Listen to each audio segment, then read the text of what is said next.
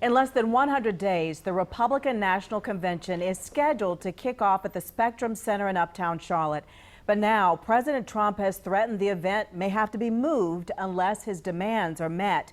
President Trump taking to Twitter earlier today saying that Governor Roy Cooper needs to be able to guarantee that the convention will be able to allowed to have, quote, full attendance. Now leaders from the city, county, state, and party are responding. We are covering this story from all angles tonight, and we want to start with Channel 9's Elsa Gillis to break down exactly what was said.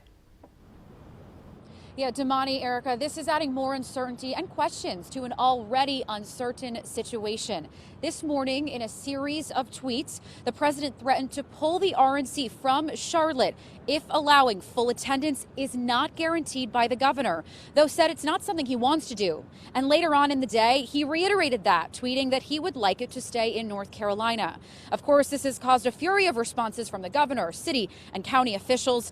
On CNN today, Charlotte City Council member Larkin Eggleston, a Democrat who voted in favor of the RNC coming to Charlotte, addressed the situation. He said he just doesn't think it's realistic to hold the event in the same way we thought it would be. And that goes for any event the city is hosting over the next couple months. So I think that it's unrealistic for the president or anybody to expect Governor Cooper, our state or county health directors, to be able to guarantee anything about what 3 months from now looks like.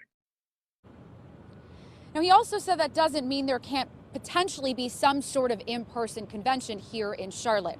Now, Vice President Mike Pence addressed the situation on Fox News today, saying it could be moved if need be to a state that's farther along in the reopening process. He also said they look forward to working with Governor Cooper and getting a swift response.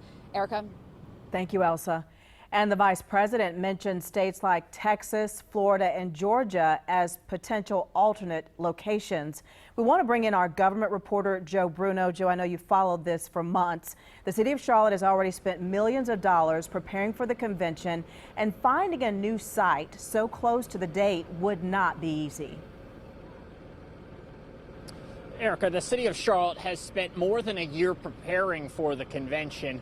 A breakup at this point would not only be extremely messy, but also extremely difficult.